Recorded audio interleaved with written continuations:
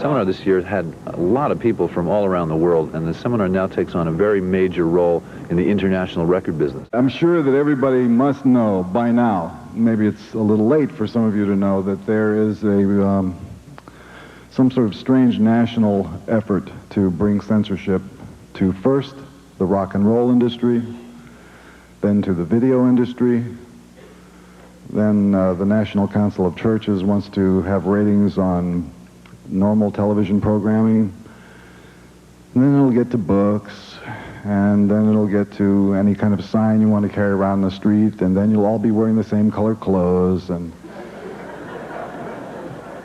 I don't think you're all going to learn how to speak Chinese, but I think that they all want you to sort of worship the same God. Ladies and gentlemen, this hearing is on the subject of the content of some, and I want to underscore the word some, not all, rock music. It's outrageous filth, and we've got to do something about it.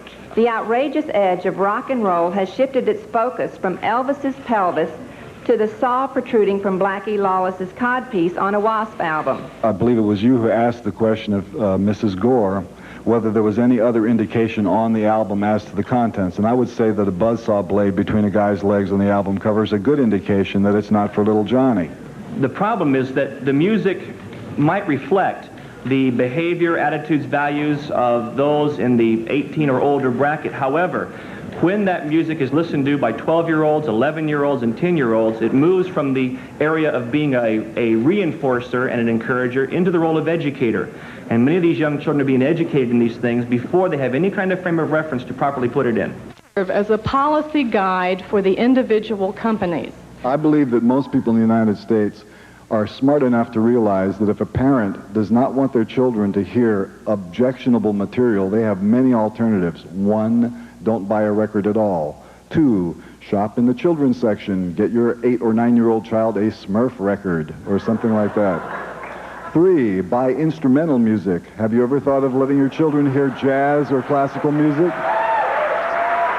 Voluntarily labeling in no way infringes upon First Amendment rights.